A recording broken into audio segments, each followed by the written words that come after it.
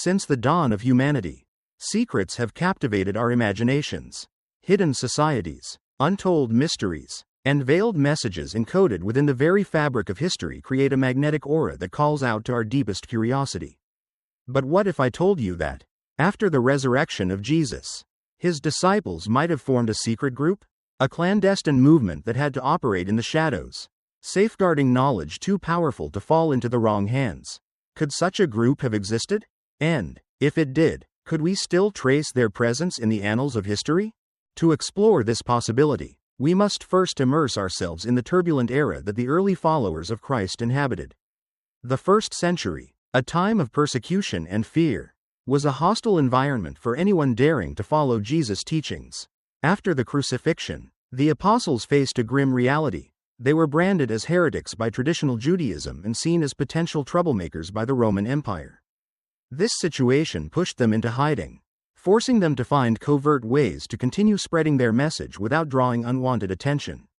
The early Christian communities, small and scattered, often sought refuge in catacombs, caves, or other secret locations, carefully keeping their existence and activities under wraps to avoid retribution from the authorities. It was in this context of secrecy and survival that the first inklings of something larger might have emerged. The need for secrecy was not only a strategy for staying alive but perhaps also a sign of a deeper, more profound mission. The use of symbols like the fish and the anchor, which are often seen as mere identifiers, could have carried secret meanings that only the initiated could truly understand. These emblems were possibly more than just symbols of faith, they might have been coded messages, suggesting that those who wore them had access to a knowledge that was hidden from the masses. The use of codes to protect sacred teachings was not unique to Christianity. At the time, many spiritual traditions employed symbols and metaphors to safeguard their most revered secrets. Early Christians might have followed this same tradition, encoding their most sacred wisdom in a way that only a select few could decode. The apocryphal Gospels, texts that were excluded from the official Bible, offer tantalizing clues about the existence of an inner circle within early Christianity. One such text, the Gospel of Thomas, includes sayings attributed to Jesus that suggest a different layer of wisdom was imparted only to a chosen few. One particular passage, where Jesus says, "Whoever has ears to hear, let them hear," hints at the idea that there was a knowledge reserved only for the initiated. But why would such a thing exist? Could it be that this hidden wisdom was the true reason behind the early Christians' need to conceal their teachings? Perhaps their need for secrecy wasn't solely a reaction to external threats but stemmed from a desire to protect this sacred, esoteric knowledge from being lost or distorted. This concept aligns with many other esoteric traditions throughout history, which teach that knowledge is not simply passed down to everyone, but rather is reserved for those who are spiritually prepared to understand it. Adding another layer of mystery, historical records indicate that certain disciples of Jesus and early Christian groups were specifically targeted for persecution. This wasn't random. Authorities seemed particularly intent on eliminating those who held a specific type of knowledge, a kind of knowledge that made them dangerous to the powers of the time. But what exactly did they know that posed such a threat? Could this knowledge have been preserved through secret societies over the centuries? Societies whose existence was deliberately hidden from the public eye. Some theorists suggest that mystical Jewish communities, such as the Essenes, may have had a significant influence on the development of this hidden tradition. Others draw connections to later movements, such as the Gnostics and even the Templars, suggesting that these groups might have carried the torch of this secret knowledge through the ages. If a secret group of disciples did exist, then where is the evidence? The answer may lie in the subtext of ancient texts, where hidden messages are often veiled in layers of symbolism and metaphor. These messages were not erased from history but rather encoded in such a way that only those with the right understanding could recognize them. History, after all, has always been written by the victors, and those who held alternative knowledge were often silenced, though not completely erased. With so many gaps and inconsistencies in the official historical narrative, one question continues to linger. Did a secret group of disciples, the so-called disciples of the way, survive throughout the centuries? And if they did, what kind of knowledge did they possess? To answer this, we must examine the fate of the apostles after Jesus' resurrection. What happened to them? Did they simply scatter and preach the gospel in various parts of the world? Or did they form a closed group, guarding sacred knowledge that would change the course of history? According to traditional accounts, the apostles dispersed across the globe, preaching the gospel in distant lands. However, the historical record on their journeys is often vague, with very few reliable details available. In fact, some traditions suggest that certain disciples vanished from the historical record entirely. Could they have joined a secret society that operated in the shadows, ensuring that Christ's teachings remained pure and untainted? Take, for example, Peter. He is often credited with founding what would later become the Catholic Church in Rome. But what was his role in those early days? Some sources suggest that, far from being an open leader of the early Christian community, Peter may have stayed in contact with small groups of followers who were entrusted with a deeper level of knowledge that was kept hidden from the larger public. This idea of apostolic succession, the belief that certain leaders inherited the direct spiritual knowledge of the apostles, could point to the existence of a closed group tasked with safeguarding these teachings. Then there's the figure of Thomas, traditionally believed to have traveled to India to establish Christian communities. Yet, some legends suggest that his mission was far more complex than simply spreading the gospel. The Gospel of Thomas, an apocryphal text discovered in the 20th century, includes teachings from Jesus that deviate significantly from the canonical Gospels. Rather than focusing on rules or doctrines, the Gospel of Thomas emphasizes a path of self-knowledge and enlightenment, which bears a striking resemblance to mystical traditions. Could Thomas have carried this hidden knowledge to an exclusive group of followers? James, the brother of Jesus, also played a crucial role in the early church, but after a certain period, his presence in the historical record diminishes. Some sources suggest that James led the early Christian community in Jerusalem. But there are signs that his view of Christianity differed from that of Peter and Paul. The Dead Sea Scrolls allude to divisions among early Christian groups, with one faction possibly preserving a secret, esoteric tradition. Perhaps the most enigmatic figure of all is Mary Magdalene. In some traditions, she is depicted as one of Jesus' closest disciples, holding a prominent role in the original movement. However, over time, her significance was downplayed, even erased from official narratives. Gnostic texts describe her as someone who received special teachings directly from Jesus, implying that she may have been a key figure in transmitting hidden wisdom. But if the disciples held such powerful knowledge, why would they choose not to share it with everyone? The answer may lie in the harsh persecution they faced, both from external authorities and from within the growing Christian community itself. As Christianity became more institutionalized, alternative views were branded as heretical and excluded from official doctrine. Keeping certain teachings secret may have been the only way to preserve them and protect them from corruption. Ancient writings also mention secret initiations within early Christianity, suggesting that some teachings were reserved only for those ready to receive them. This further aligns with the idea that the apostles not only preached publicly but also passed on esoteric teachings to a select few. Additionally, many passages from the Gospels, when examined more closely, reveal layers of meaning that go beyond their literal interpretation. Phrases like, "Those who have ears to hear, let them hear," suggest that there was a deeper, hidden message that only certain individuals could fully comprehend.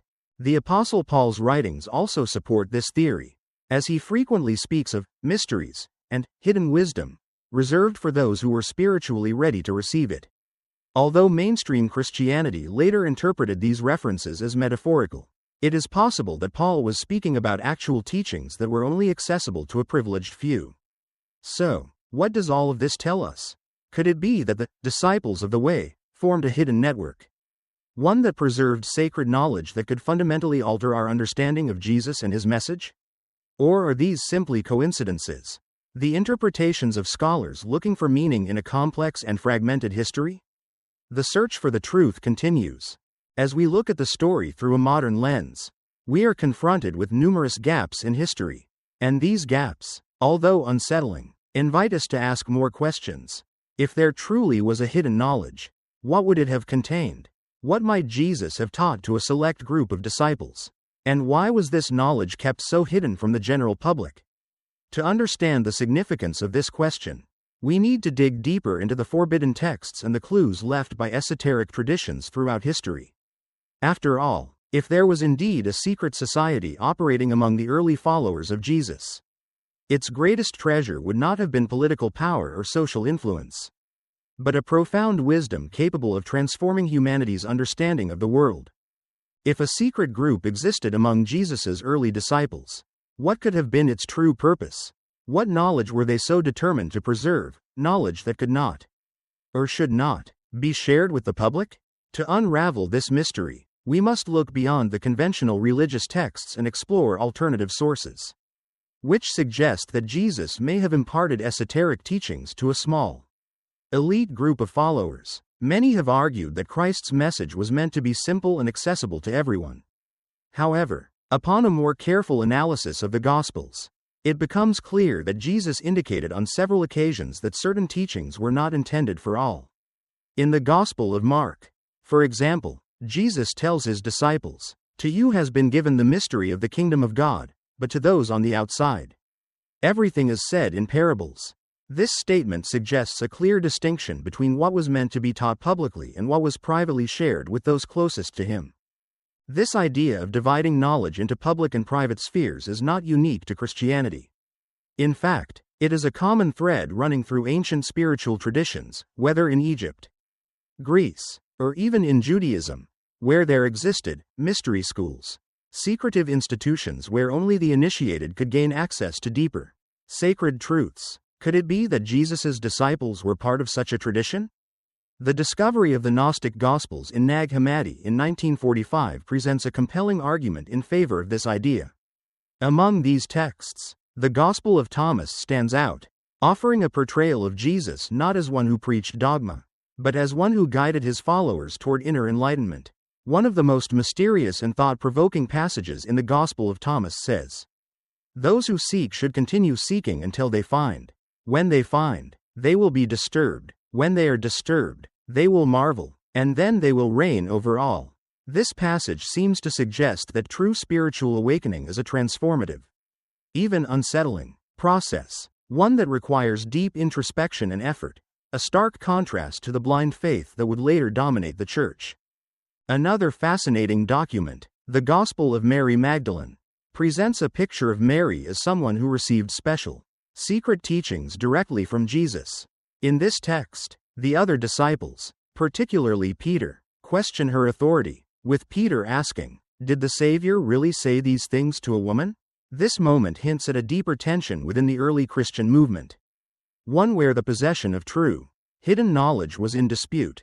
If these Gnostic texts offer fragments of a secret teaching, what exactly did they reveal? Some clues suggest that the teachings were not concerned with moral rules or rigid doctrines but with self-knowledge and direct, personal experience with the divine. This focus on inner transformation aligns with ideas found in Eastern spiritual traditions like Buddhism and Hinduism, where enlightenment is achieved through introspection and the dissolution of the ego. Interestingly, we can also find hints of this esoteric view in the canonical Gospels. In the Gospel of Luke, for instance, Jesus says, "The kingdom of God is within you." This teaching sharply contrasts with the later Christian idea of an external, heavenly kingdom and suggests that true awakening occurs not through outward rituals or dogma but through an internal spiritual journey. This idea, that connection to the divine is something available to anyone willing to embark on a personal, inner journey, was radical in its implications. It posed a direct challenge to the religious and political authorities of the time. The notion that individuals could connect directly with God, without the need for temples, priests, or intermediaries, threatened the power structures built upon religious hierarchies and control. It's not hard to see why such teachings might have been deemed dangerous by the religious and political establishments of the time. To preserve these teachings, early Christians may have developed unique ways of transmitting their sacred knowledge. Some texts suggest that Jesus's closest disciples used specific rituals and practices to deepen their connection with the divine. For example, baptism, which is now often seen merely as a symbolic act of purification, may have held a much deeper significance as an initiation process into higher spiritual knowledge. Additionally, early Christian monastics, known as Hest, are recorded as engaging in contemplative practices such as meditation, breathing techniques, and mantra repetition to achieve heightened states of consciousness. Could these practices be remnants of a deeper, secret tradition passed down by the disciples of Jesus? The esoteric nature of this knowledge is not confined to Christian texts alone. Striking parallels can be drawn between the hidden teachings of Jesus and Eastern philosophies such as Taoism and Zen Buddhism. Both of these traditions emphasize direct, personal experience with the divine and the abandonment of the ego. How is it possible that such similar ideas arose in such distinct cultural and geographical contexts? Some researchers propose that Jesus may have been exposed to Eastern spiritual practices before embarking on his mission. Others suggest that the teachings he espoused were aligned with universal spiritual truths that naturally emerged in various cultures throughout history. If there was indeed a secret group of disciples who preserved this hidden wisdom, could they have been the origin of various mystical movements that emerged in later centuries? Early Christian movements like Gnosticism seem to have inherited this esoteric knowledge, though they were harshly persecuted by the official church. In the 13th century, groups such as the Cathars, considered heretical by the Catholic Church, also argued that salvation came not through blind obedience to doctrine but through direct, personal knowledge of the divine. The pressing question that arises, then, is whether this esoteric knowledge has survived the centuries. If it has, where can it be found today? Is it possible that certain contemporary spiritual traditions still carry fragments of this lost wisdom? To answer these questions, we must first understand how institutionalized Christianity repressed these traditions and why certain groups were systematically erased from history. In the next part of this investigation, we will explore how political and religious powers throughout history sought to suppress the disciples of the Way and their secret teachings. We will also examine the evidence that remains of this ongoing clash between hidden knowledge and institutional authority.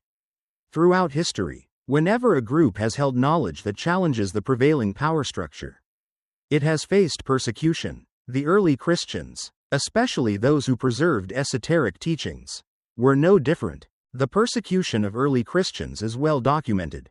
At first, the Roman Empire did not see Christianity as a major threat, but as Christianity grew, the empire began to realize that this new belief system undermined the authority of the Roman gods and weakened the emperor's divine status. Christianity wasn't just a new religion, it was a revolutionary movement.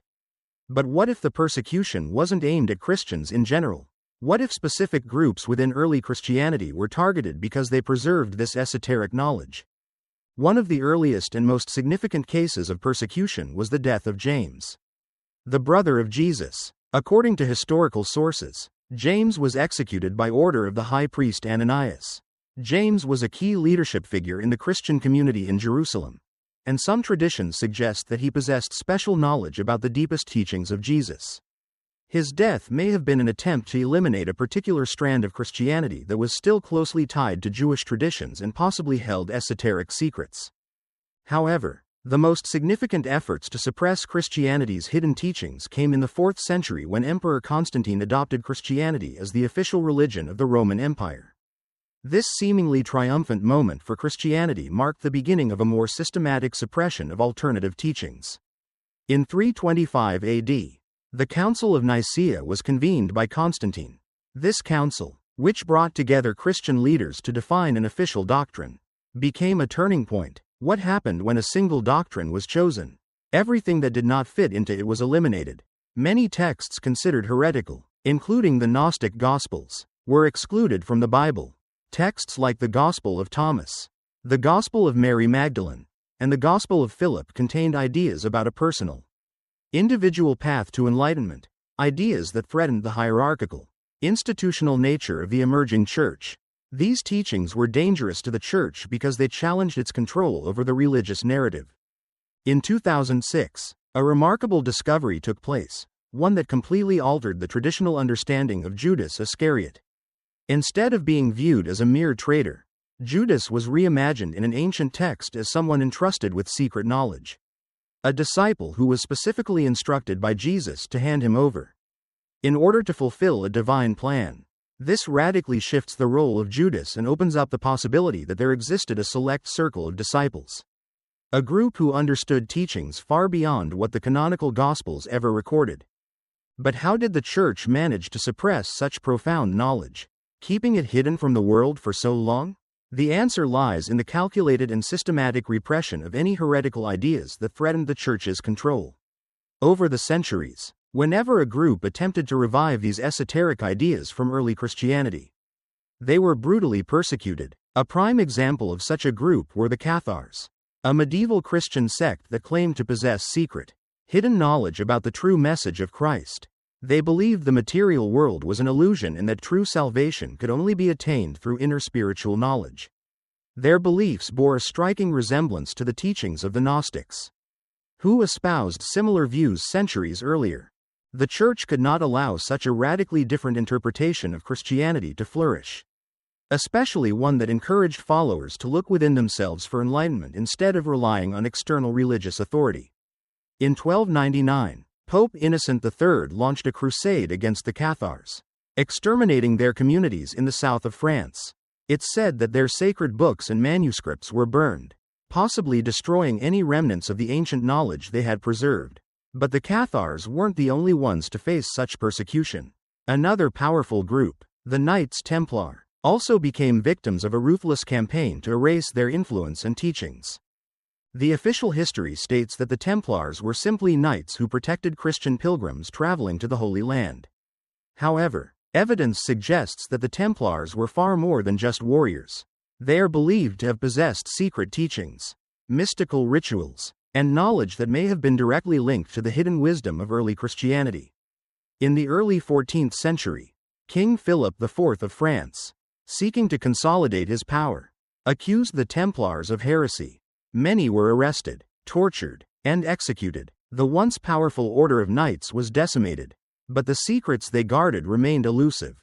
Throughout history, many movements that sought to preserve forbidden knowledge have been silenced in a similar fashion. But if these groups were persecuted for holding secret wisdom, what exactly were they trying to protect?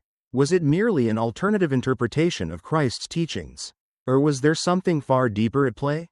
Some theorists argue that the hidden knowledge was far more profound, involving secrets about the true nature of humanity, our connection with the divine, or even details about Jesus' fate after the resurrection.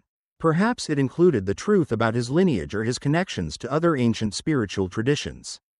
No matter what the exact nature of this knowledge was, one thing is clear: history has been written by the victors, and those who held alternative truths were systematically eradicated. But as history has shown time and time again, powerful ideas never truly disappear. Even when they are hidden, there will always be those who seek to preserve the truth, even if it means doing so in secret. This leads us to an even more profound question: if this esoteric knowledge survived, where can it be found today? Could there be spiritual descendants of these disciples, guarding the sacred secrets that were once forbidden? This quest for hidden knowledge brings us to one of the most captivating mysteries of early Christianity: the existence of a secret lineage among Jesus' disciples. Could the disciples of the Way have left behind spiritual, or even physical, descendants who continue to carry this profound legacy?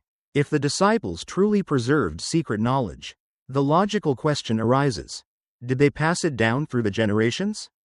Is it possible that they left behind a hidden lineage, one that carries the original teachings of Christ to this very day? This is one of the most elusive mysteries in Christian history, the idea that certain individuals or groups were chosen to preserve and protect this sacred wisdom.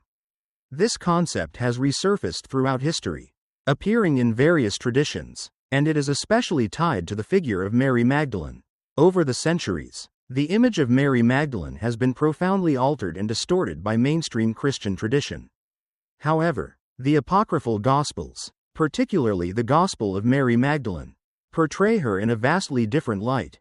In these texts, Mary is not merely a follower, but a special disciple who received direct teachings from Jesus, teachings that were different from those passed down to the rest of the apostles. In some passages, Peter is shown to be jealous of the knowledge Mary possesses, hinting at the idea that there was something unique, something more profound, that was reserved only for her. But what if the relationship between Jesus and Mary Magdalene was even deeper than what we've been led to believe? Some theories suggest that Mary Magdalene and Jesus shared a bond that went beyond that of teacher and student. They might have been spiritual companions, or perhaps even husband and wife. This hypothesis gained further traction with the discovery of the Gospel of Philip, a Gnostic text that mentions a special, intimate relationship between Jesus and Mary. It suggests that Jesus often kissed her on the mouth, and that the other disciples were uncomfortable with their closeness. If their relationship was as intense as this suggests, an even more fascinating possibility arises. What if Mary Magdalene was pregnant when Jesus was crucified? This theory, popularized by books such as the Da Vinci Code, posits that Mary Magdalene fled Jerusalem to escape persecution, eventually making her way to Gaul, modern-day France. There, she would have given birth to a child, thus beginning a secret lineage that would preserve the hidden legacy of Christ's teachings. According to some medieval traditions, Mary settled in southern France, where her presence was revered by certain esoteric orders, such as the Cathars and the Templars. These groups were known for their unorthodox beliefs, which may have been influenced by this hidden lineage. But if there was indeed a secret lineage, what was its purpose? Was it simply about preserving a sacred bloodline? Or was it about safeguarding a spiritual knowledge that had the power to transform humanity? Some currents suggest that this lineage carried an ancient, ancestral wisdom, one that was transmitted through generations and kept hidden to protect it from the ravages of persecution. Throughout history, many movements have claimed to be the guardians of alternative Christian knowledge. The Cathars, for instance, rejected the Roman Church and believed in reincarnation, while also following a path of inner enlightenment, a belief system closely aligned with Gnostic teachings. Another group shrouded in mystery are the Templars. Some historians argue that the Templars discovered secret documents during the Crusades in Jerusalem and began guarding hidden knowledge. There are even suggestions that they venerated a figure called Baphomet, which some interpret as a hidden version of the Gnostic Christ. When the Templars were persecuted by King Philip IV of France, many of them fled to various parts of Europe, taking their secrets with them. These secrets, however, have never been fully revealed. What if this spiritual lineage of the disciples of the way has fragmented over time but has never completely disappeared? Some theorists believe that certain modern esoteric societies, such as the Rosicrucians and Freemasons, preserve fragments of this ancient wisdom in their rituals. These groups, which often contain symbols and messages relating back to early Christianity, could be the keepers of the hidden knowledge that the Templars and Cathars once held. But there is an even deeper question: is this lineage purely physical? Or does it involve a spiritual legacy that can be accessed by anyone, regardless of their ancestry? The concept of spiritual succession is prevalent in various wisdom traditions. Many believe that true knowledge is not passed down through bloodlines alone, but through inner awakening. The disciples of the way may have understood that the most important thing wasn't to preserve a genetic lineage, but rather to cultivate a state of elevated consciousness, one that could be accessed by anyone who embarked on the path of enlightenment. This brings us to one of Jesus's most enigmatic teachings: the kingdom of God is within you. If we interpret this statement from an esoteric perspective, we begin to understand that the true secret of the disciples was not an external power but an internal state of connection with the divine. What if this was the true legacy of Christ, not a specific group of people, but a universal consciousness that anyone could access, provided they were ready to do so?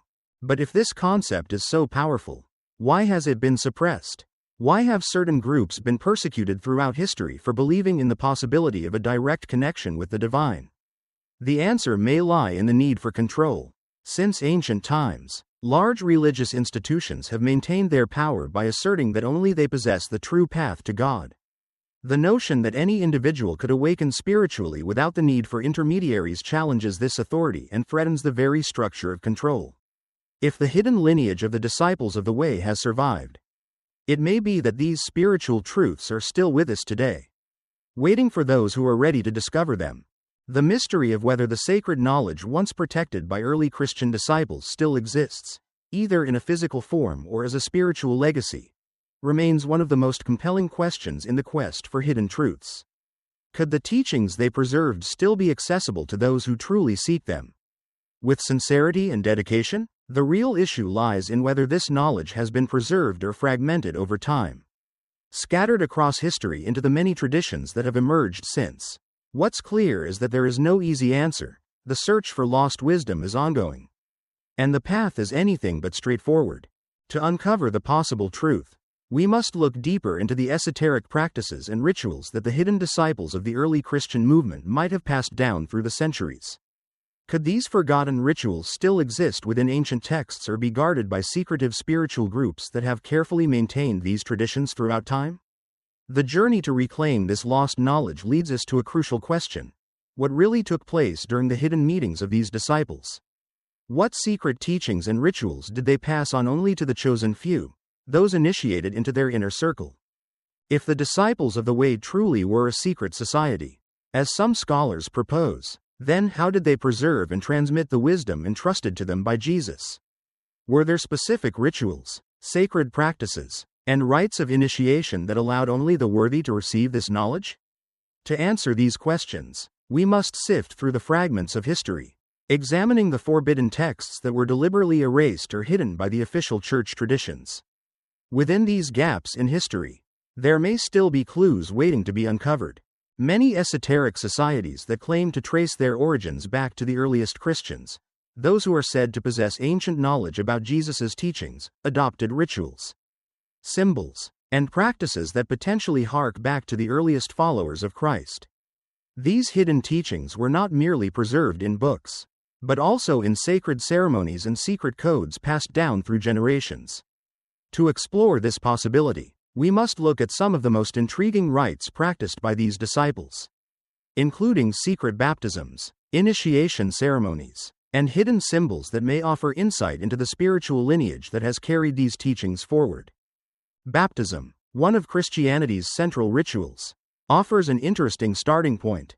While today it is understood primarily as a symbolic act of purification, the origins of baptism date back to much older spiritual traditions. The Essenes, a mystical Jewish sect contemporary to Jesus, practiced a form of baptism that was not just for conversion, but as a continual process of spiritual purification. John the Baptist, who is said to have baptized Jesus, may have been associated with this group, which would explain why he viewed baptism as a necessary ritual for inner transformation. Yet, what's even more intriguing is that the early Christians may have practiced a form of baptism far more profound than we imagine. The Gnostic Gospels hint at a deeper, mystical meaning to baptism, beyond mere physical purification. For example, in the Gospel of Philip, there are references to what is called the baptism of fire and the baptism of light. These terms suggest that baptism, in the hidden Christian tradition, may have been an experience of spiritual awakening, an initiation through direct contact with the divine. In this context, baptism wasn't just a ritual of cleansing the body, it could have been the very doorway to an elevated state of consciousness, signaling the beginning of a deeper spiritual journey. This esoteric form of baptism contrasts starkly with the way the ritual is practiced today. While institutional Christianity maintained the physical, symbolic aspects of baptism, it's possible that the true spiritual meaning was hidden, passed down only to the initiates of the inner circle. This idea fits with the belief that the disciples of the way may have emphasized a process of internal transformation, where baptism symbolized not just purification, but a profound shift in consciousness, a deeper connection to the divine that could not be easily understood by those on the outside. Another key to understanding the practices of these secret disciples may lie in the rites of initiation and the esoteric teachings they passed on. It's highly likely that the disciples of the way followed similar patterns of initiation seen in other mystery schools of the time, such as those in Egypt, Greece, and Persia. These mystery schools often involved rigorous physical and mental tests, where only those who demonstrated their readiness were granted access to deeper knowledge. Jesus himself is said to have spoken more openly to the masses, but reserved his most profound teachings for his closest disciples. The Gospel of Mark offers a clear indication of this when it quotes Jesus saying, "To you has been given the mystery of the kingdom of God. But to those outside, everything comes in parables." This suggests a deliberate separation between public knowledge and the esoteric wisdom entrusted to those who were prepared to understand it. Moreover, the Gospel of Thomas, one of the key Gnostic texts, emphasizes the idea of seeking the truth for oneself. Jesus is portrayed as encouraging his disciples to seek wisdom through personal experience rather than adhering to rigid doctrines. This approach would be radically different from the institutionalized Christianity that followed, where salvation was often seen as something granted through belief alone, rather than direct, personal revelation. It is also believed that the disciples of the Way may have used meditation, fasting, and other mystical practices to access higher states of consciousness and gain direct knowledge of the divine. These contemplative techniques, which today are still employed by various mystical traditions, would have allowed the early followers to deepen their spiritual understanding. Their practices may have been based on ancient traditions of mystical contemplation, where long periods of prayer or fasting were used to clear the mind and elevate the soul. Symbols and codes also played a significant role in preserving the hidden knowledge of these early Christians, as they were persecuted by both the Roman Empire and religious authorities. The early disciples had to find ways to communicate without drawing attention. One of the most well-known symbols that emerged during this time was the fish. Today, it is recognized widely as a Christian symbol, but its origins may be much deeper. The word for fish in Greek, ichthys, was an acronym for Jesus Christ, Son of God, Savior, but it also had a more esoteric meaning related to spiritual crossing and duality, pointing to an inner path to enlightenment known only to initiates. Similarly, the anchor, found in early Christian catacombs, may have represented the connection between the physical and spiritual worlds. It suggested that true disciples must remain anchored in inner wisdom to withstand the external storms of persecution and adversity. Interestingly, some medieval esoteric orders, like the Templars and the Rosicrucians, also adopted similar symbols. This raises the possibility that these symbols, and the deeper meanings behind them, were passed down through secretive circles, influencing movements that emerged later in history. The Last Supper is another significant event in early Christian tradition that may have had a hidden esoteric meaning. While the official tradition views the supper as a ritual commemorating Jesus' sacrifice, alternative interpretations suggest that it was an initiation ceremony, where Jesus revealed profound, mystical truths about the nature of reality. The Gospel of Thomas, for example, contains references to a wine of wisdom and bread of truth, elements that seem to carry symbolic meanings far beyond the later interpretations of the Church.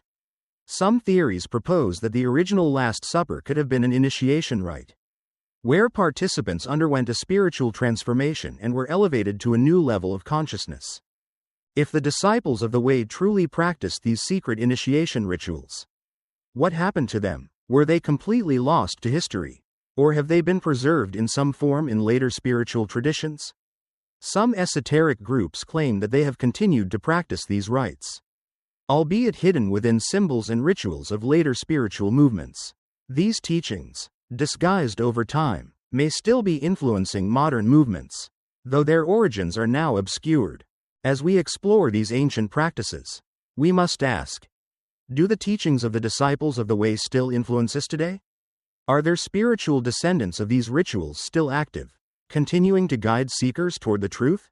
If the disciples of the Way really did form a secret society, preserving and transmitting the hidden teachings of Jesus, could these insights still have a lasting impact on modern spiritual movements?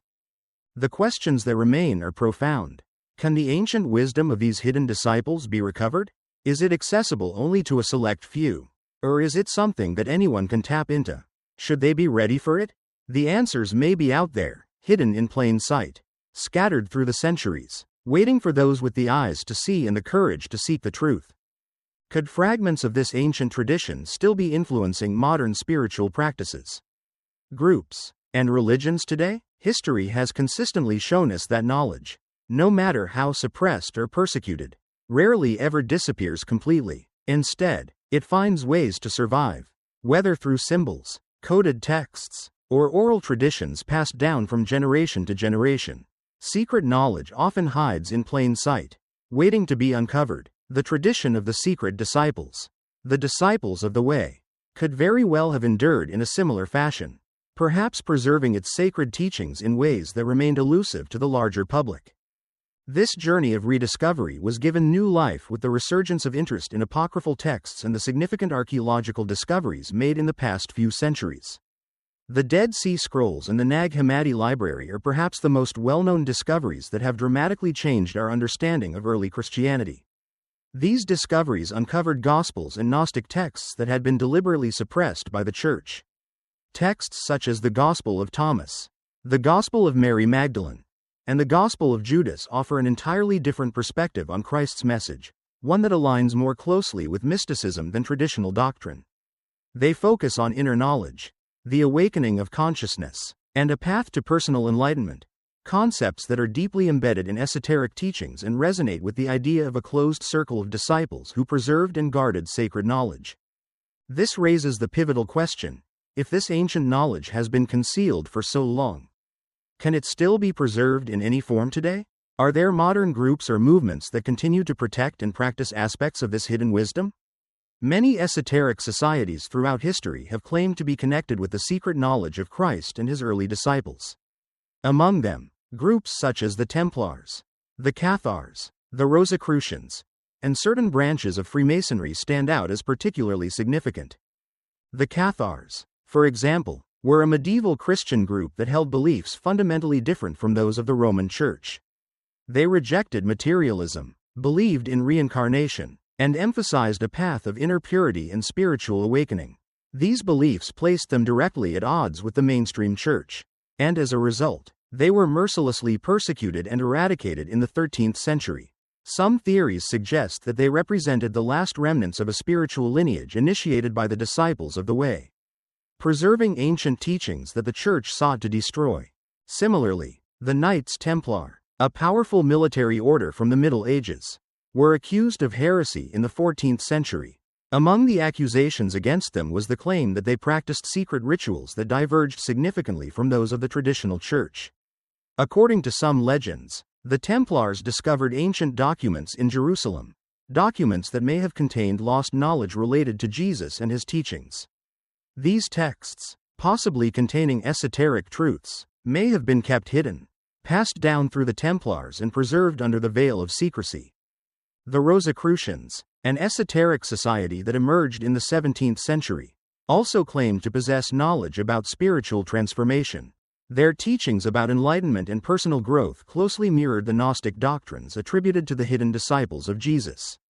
These groups, along with others, have long sought to preserve mystical knowledge that some believe traces back to the original followers of Christ. Yet, even with all these historical groups claiming to hold parts of this secret knowledge, the central question remains: are these societies direct heirs to the original disciples of the Way? Or are they simply modern attempts to recover lost teachings? This remains an open question. The search for answers is not limited to secret societies alone. In fact, there has been a rising trend within modern Christianity that also seeks to reinterpret Christ's teachings as a code for inner spiritual transformation rather than as rigid dogma. Esoteric Christianity, as it is sometimes called, views Christ's message as a guide for personal enlightenment, a path of self-discovery and inner growth, rather than as a set of rules to be followed externally. This interpretation is closely aligned with Eastern philosophies, which focus on the idea of self-realization, meditation, and achieving elevated states of consciousness. In many ways, this modern approach to Christianity closely mirrors the mystical practices of ancient spiritual traditions, which emphasize direct contact with the divine rather than relying on religious institutions or intermediaries. In recent years, this esoteric path has gained traction, with many individuals seeking a more personal, intimate connection with the sacred, outside the confines of traditional, institutionalized religion. There is a growing sense among people that something is missing from the dogmatic teachings of organized religions, and they are increasingly turning toward more personal, spiritual practices that focus on self-awareness and a direct connection to the divine. Could this pursuit of personal enlightenment and spiritual awakening be the very essence of the mission of the disciples of the Way? Were they tasked not just with preserving knowledge, but with passing down a deeper, more personal connection to the divine, one that each individual could access on their own, without the need for intermediaries? Perhaps the true purpose of the disciples of the Way was not to maintain control over sacred knowledge, but to empower individuals to seek and find that knowledge for themselves. So, where is this lost knowledge now? If the disciples of the Way truly preserved secret teachings, Where can we find them today? One possible answer lies in the rediscovered ancient texts, such as the Gnostic Gospels, which are becoming more widely studied by modern spiritualists and researchers. These texts, which offer alternative interpretations of Christ's teachings, have gained new attention in recent years, and many people believe they hold the key to unlocking the deeper mysteries of early Christianity. These ancient writings speak of an inner path to spiritual enlightenment, the discovery of the kingdom of heaven within oneself, and the awakening of consciousness, all central themes that align with esoteric teachings about direct spiritual experience. Furthermore, there are sacred places scattered across the globe that may hold clues about this lost knowledge.